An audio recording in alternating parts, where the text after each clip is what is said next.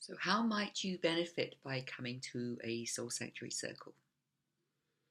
I'd like to answer that question by giving you some examples of people who have participated in my soul sanctuary circles in the past and what I observed they were getting from it. So, I ran a circle in a local community over several months, and one of the participants was an elderly gentleman in his 90s, and he had been on a spiritual path for many years. He was a follower of Osho, which is a very dynamic, community-oriented path. He was spiritually awake and alive, mentally awake and alive, but he was very isolated. He felt isolated and lonely. He was living in a residential home for older people, and he felt that he couldn't connect with all the other people that he was living with. So he felt isolated. He felt that that part of him, which was spiritually awake and alive, was not being fed, was not being nourished. So when he started to come to the circle, it was like a beautiful cactus flower in the desert. Suddenly the flower opened up. Been sort of sitting, waiting in the dry and arid conditions, and then here was the nourishment, and he opened up in a beautiful way. And I could tell, that group was really, it was like a lifeline for him.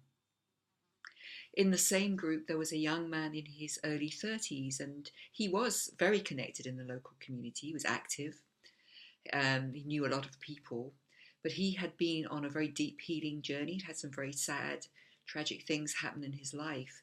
And I could see that what he was getting from the Soul Sanctuary Circle was a place where he felt that all of him was welcome. He didn't necessarily at that time speak from that place of his deepest wounds, but he knew that all of him was welcome, that he didn't have to leave part of himself at the door. So again, I could see the sort of relief in him. It's like coming to this oasis in the desert. At another occasions, I ran just sort of one-off 2-hour sessions over a summer, and I had a lot of young people coming to those sessions. They were travelers. They were coming from all over the world, and I'm actually awestruck by how awake and aware a lot of young people are, and how they're really tuned in to a lot of the things that I find very exciting.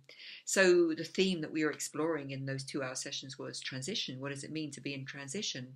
And all of these young people had thought about that, had ideas about that, and they weren't shy about talking about it. And you could see, in the groups, and some of these groups were actually quite large, that as people spoke, the lights were going on all over the group. So one person was speaking, so yes, that's what it's like for me too.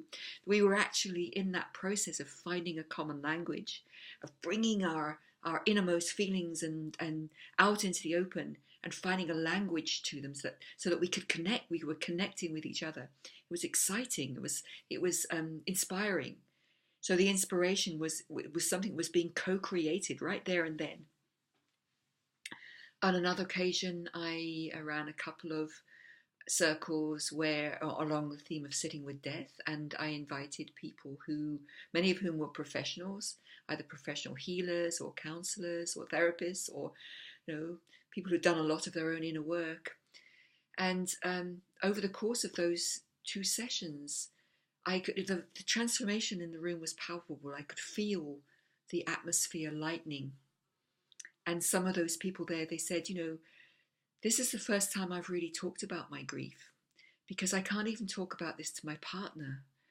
And that's sadly the truth, that the people we're closest to, we can't always talk to about what's really going on deep inside of us. It's easier to come into a group of people we don't know so well, maybe even complete strangers, but knowing that we're coming together for a common purpose, that there's a common resonance there. There's a freedom to speak from those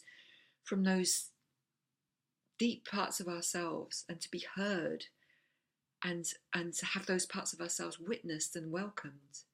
It's very liberating. In another group that I ran, this is an online group. Part of the work that I asked people to do was, as well as to meet together in a group of 12, to also meet together in triads to do work. And 3 of the people who met together in a triad continued to meet together for many months after the group had finished, because they had found a soul friendship with each other, which really meant a lot to them. And they invited me into some of their sessions later on, and I could feel the love between them. It was genuine. One of them was in America, another one was in Canada, another was in the UK. They'd never actually met in the physical world, but they had forged this deep soul connection, which was really feeding and nurturing them. And then for myself, I'll just give you two examples because there have been many. I think it was around about the year 2000 when I was really starting to get very interested in this. I joined a community of people. There were 40 of us in a circle having an 8-day inquiry. So we were living residentially, and this was a purpose for coming together. Every morning we would meet as a group, and we would just start to speak from our authentic selves, and we would build this up day after day. One of the most exciting things that I've ever done in my life. Really, really was very, very exciting. It was like a co-creative adventure where 40 people were willing to step into the unknown together and kind of roll back the growing edge of what we already knew and understood. Stunning. And then with my friend Woods, we met one-to-one for these deep discovery conversations, and sometimes those would be deep, exploring our deep inner world. Sometimes they would be exploring what was going on between us in our relationship. And sometimes they would be creative conversations where we would just really spark off each other. And again, we'd venture into beyond what we already knew.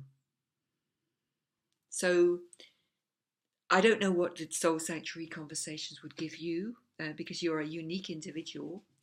But if you have a hunger for something which you can't quite put your finger on, you don't know what it is, but there's something missing, there's holes or gaps in yourself that are hungry, that are thirsty, that are not being met. You're looking for something which will bring the whole of you together, where the whole of you will be welcome, where you're looking for a place of deep connection, then I think the Soul Sanctuary circles could meet those needs. And I just invite you to come and experiment, try it out, participate. What is there to lose?